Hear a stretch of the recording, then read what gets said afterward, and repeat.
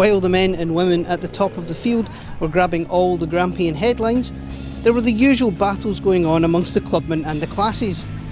So let's see who came out on top.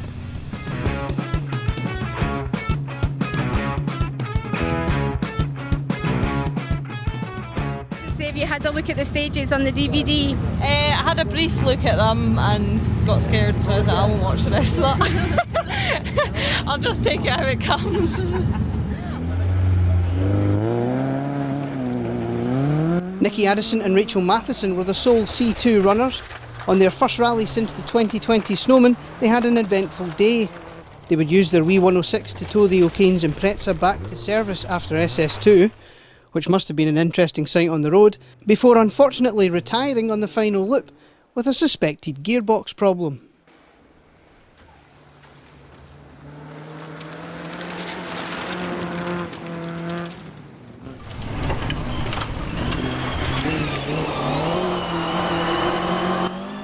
Martin Crombie and Ricky Finlayson were robbed of a good finish by diff failure on the last loop. Yes, I thoroughly enjoyed it. A real test. So, yeah, we got through that last one. Little bits of chippy kind in places, you know, but the old car stood up. So the driver's not standing up very well. John Brownie and Ian Parker rounded out the C3 finishers, John enjoying his return to the SRC, another driver we hadn't seen since the 2020 Snowman.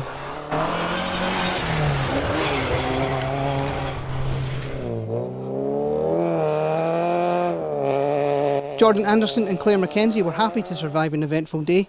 This was stage 2. Oh, my darling. After that they would puncture in stage 4 and were having to drive around a dodgy engine mount, a common weakness with 306s. Third in class was their reward.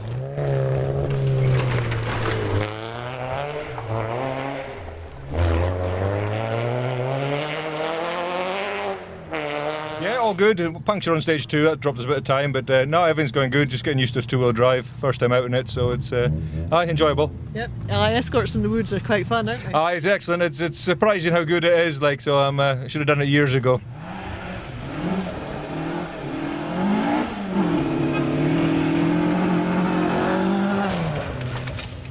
Brian Ross and Daniel Christie were out for the first time in the ex-Douglas Watt Mark II Escort. Feeling confident after some pre-event tuition from Matt Edwards, Brian was really enjoying the woods in rear-wheel drive. A puncture in SS2 would delay things, but they would grab a good second in class. Car 92 here. Alan Smith, Paul Beaton. After their early retirement on the Scottish, Alan Smith and Paul Beaton had a much better day out on the Grampian. Alan very happy with how the new car ran all day, on the way to 59th overall. To Care crest and 5 left over crest. And crest 40. And 6 right past junction and a turn square left. And turn 5 right down. And 4 right. And 2 left, 40. To Care 4 left, nips, 40. Under the bonnet at the start probably gives you a fair clue of how John and Megan O'Kane's day was going to go. The start line of stage 1 would back that assumption up, the Impreza's engine giving up at the end of stage 2.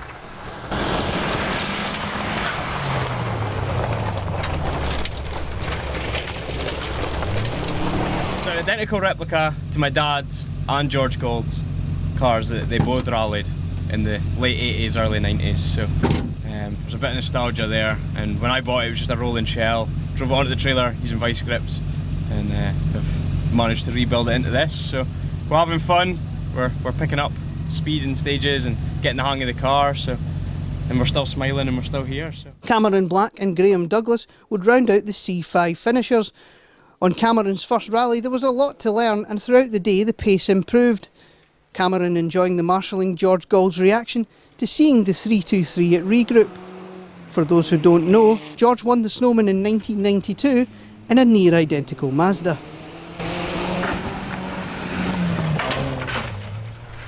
Fourth in class would go to Ian Urquhart and Michael Mackenzie, the Evo finishing a solid 79th overall. Third in class for the second event in a row, the Grampian was also the second event in a row where Mike Grant and Graham Kelman would open their boot to show us a ruined tyre. 72nd overall, they were just over a minute down on Mike and Michael Moates. The Blue Impreza running solidly all day until a puncture on the last stage spoiled the job. Second once again in the Subaru Cup keeps them in the points lead.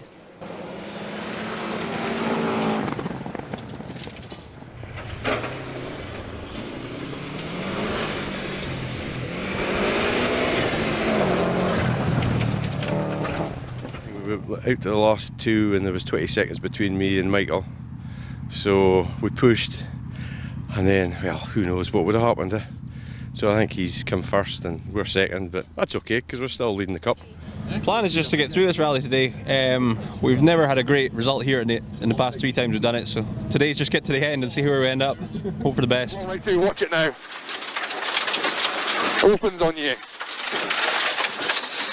Go, keep going, well done. C150, 50. Care, easy long left 4 in opens. Repeat, easy long left 4 in opens. 250. Okay, keep going, 250.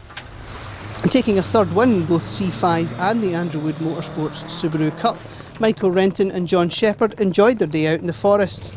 Spending most of the stages laughing at each other, their only real moment was an overshoot on the second loop. They now sit second in the Cup points with 2 events remaining. It's better. Aye, that last stage was a wee bit better, but pretty rough in places. They should maybe have had somebody in removing some of the stones and big boulders before we went through. But we managed to beat our time by 20 seconds. So it just shows you how really slow we were this morning. It took us a wee while to wake up, and I think that'll probably happen in the last stage. Yeah, well, more coffee at service. What? He's leading the class. What? He's leading the class. How did you do that? Oh, you're leading the class. Well done. That guy was 17 seconds in front of us before we went out the last time. Look, you think... You can't be right twice in the day. Being the chairman has got lots of powers.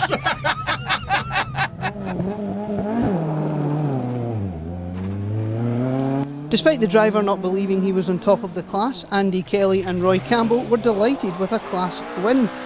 Andy saying he was braking too early for things out on the stages and needed to be braver, but was very happy with how well the car ran all day.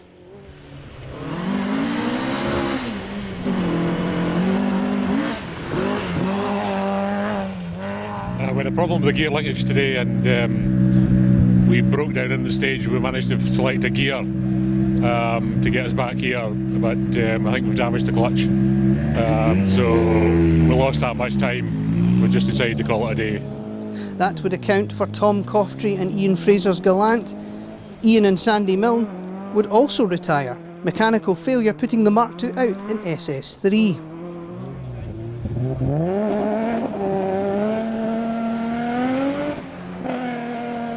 Second in class was another good result for Ernie and Patricia Lee.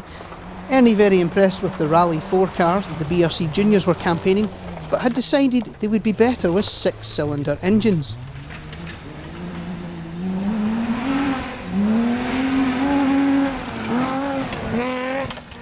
And I can't think why the BMW pilots thought that. After the retirement of the Gallant of Tom Coftree and Ian Fraser, Donald Brooker and Tony Booth were left representing the four-wheel drive historics. The Legacy finishing a solid 73rd overall and first in H2.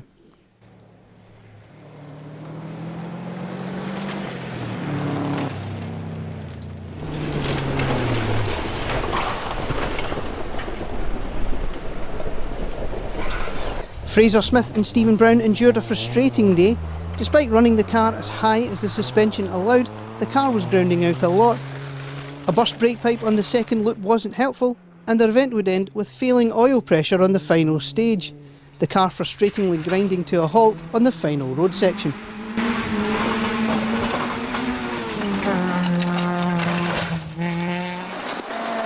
Long right 3, 150 up. To flat left up there, 100. To flat crest, 150 up. Flat long right 1, 120 up. Keep going, flat long right one with 20 up. To left one in over crest, 70. Right one in over crest, 40, left 4. Right one. 40. Niall Cowan Jnr and Callum Shanks won the class.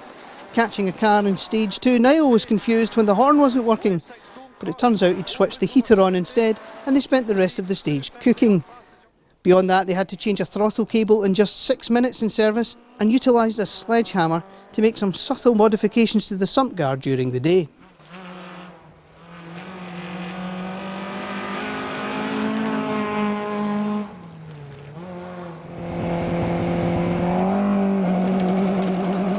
Having missed the Scottish due to an illness, Ashley Morris and Martin Haggett were on their first gravel event in the Fiesta. Flat shift problems and a puncture in the opening loop delayed them early on, but they would persevere to take 4th in class.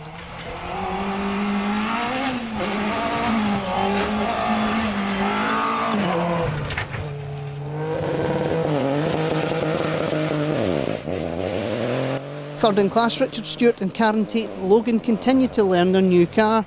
Richard's starting to feel more confident with both left-hand drive and front-wheel drive and declaring he's in love with the 208.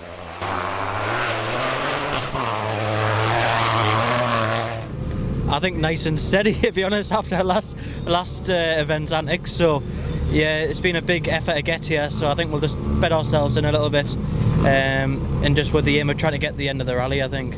Yeah. Ewan Tindall and Andrew Ruffhead would lose 2.5 minutes with a turbo problem in SS1.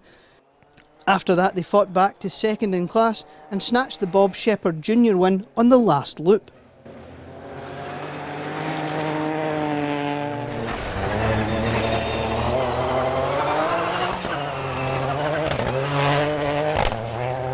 Plans for today is go for a bit of a push, I think. We've got a lot of R4 cars to see how we get on against today, like the British boys. So it'll be interesting to see how we compare, and even if we're a couple of seconds, a mile behind them, it'll be good to see, just to see what we can do.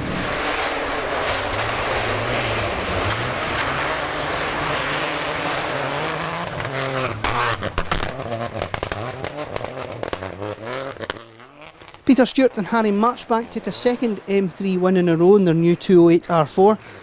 It wasn't as smooth as the Scottish for the team. A puncture in SS4 cost time, and Peter wasn't as happy with the car's setup. A couple of damper adjustments after advice from Mark McCulloch made things a lot better for the final loop, and they would finish 46th overall.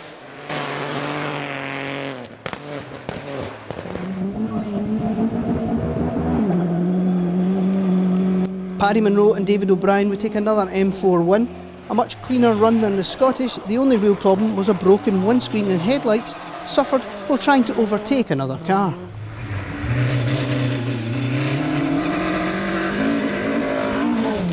Good battle with Neil Cowan and the Scottish. What's your plan for today? Beat him. Yeah, no, it'd be good to keep that up. So yeah, it'd be good if we're just swapping seconds, but that was his territory and this is my territory, so well, we'll see how we do, so looking forward to it. Johnnie Mackay and Emily Easton Page grabbed the M5 win and 2nd in the juniors. Johnny pretty happy at the end of his home event, despite a worry about the gearbox, which started jumping out of 2nd gear on the final stage. Of course, that's the gear he needed the most.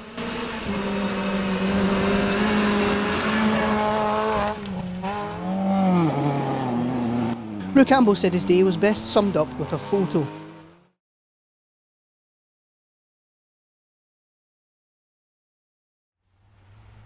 They would repair the car in service and go back out for some fun, but it was another disappointing event for the Sunbeam driver. Kenny Wood and Gordon Chalmers saw the finish, but it was a tough day for the BMW crew. A maximum in stage 2 setting them back for most of the event on their way to 4th in class.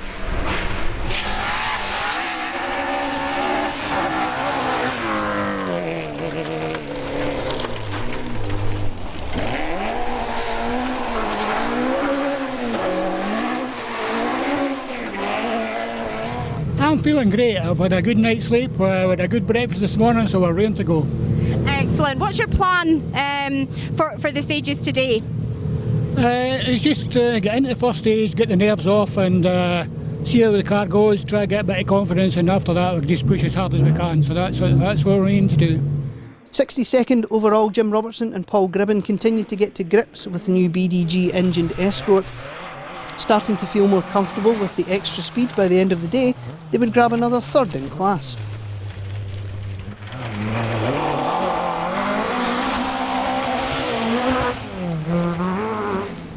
We had it set far too hard on the Scottish, and we felt we had to back off on things we should have been speeding up on. So we got Matt Edwards to give us a hand getting the suspension set up properly, and that was a massive help. And he gave us quite a bit of tuition in driving as well. Another to get some tuition from Matt Edwards. Stephen and Mary Wood were very happy with the car now that the new suspension was set up properly. It did look a bit second-hand at the finish after a trip into the trees on the final stage, but they were happy with second in class.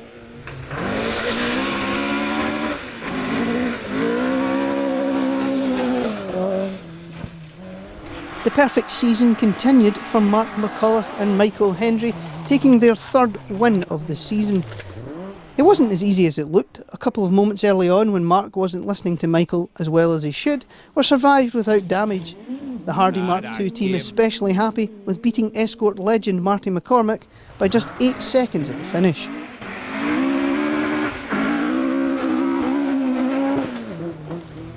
The start line of stage 1 and Keith Robertson and Phil Sandham are about to hit trouble. If that launch looked gentle, that was because the diff snapped off the line. Keith would nurse the car to first service, but they would go no further.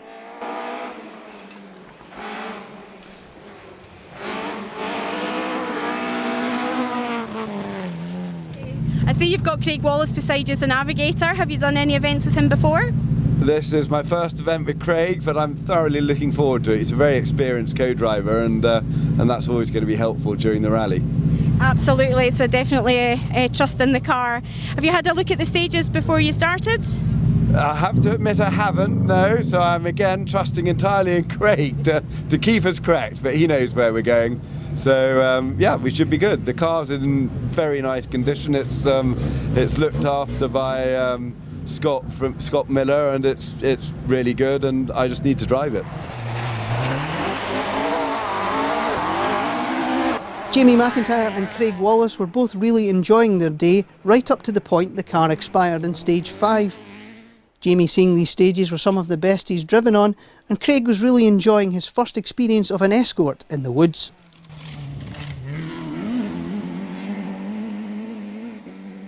We haven't changed a lot in the car since Argyll, but we just done a wee bit of, we'll change the gearbox correctly. We broke it in testing on Tuesday night, but other than that, the car's the same as it was in Argyll, you know. But I'm looking forward to it. The first time in the loose with a big engine, so we'll see how that goes. So what's your plan with the new engine?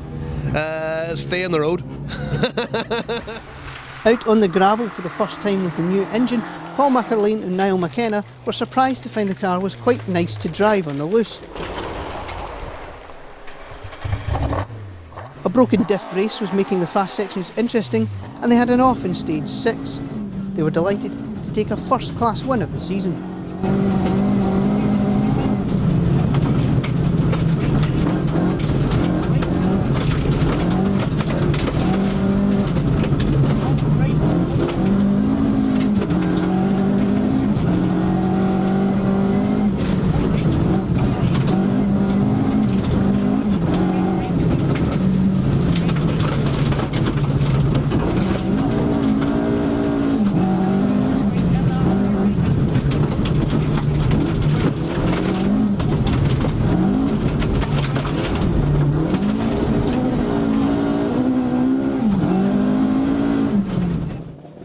Both Jan Budge and Oren McDonnell would officially retire after disasters in stage 1, but both were able to fix their cars and get back out to get some running later in the day. Paul Collins and Robert Wood rolled out of the rally in stage 1. 54th overall, Graham Sherry and Ewan Lees had a much better day out than they had on the Scottish.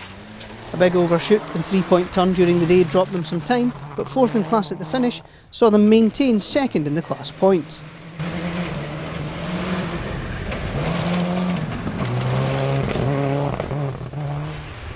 Third in the class behind Chris Colley and Ian Baumgart, Duncan Campbell and Michael Cruikshank went 2 better than their 5th in class on the Scottish. Set-up changes to the car since the previous round, giving Duncan more confidence in the Impreza on the stages.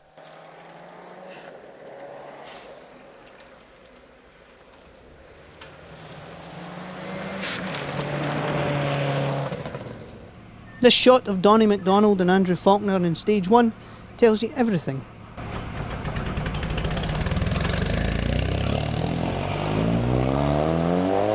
Clutch failure put them out.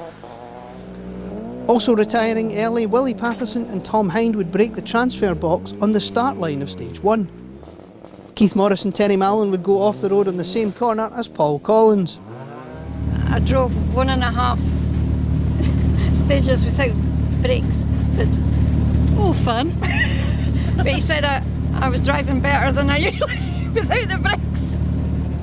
Final class finishers Aileen and John Forrest had a much better day than they had at the Scottish. Surviving brake failure early on, they would finish 84th.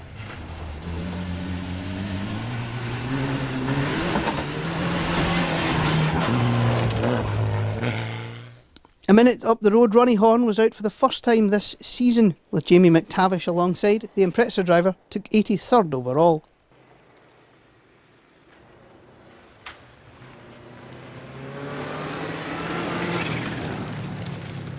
Good to be back. The last 2 stages I felt as if I was getting confidence back and doing a forest rally on a loose surface. We did the Argyll this year in the Hyundai, and it was, it was totally different to what we've had today. This was an eye-opener again, but good, and looking forward to the Galloway Hills now.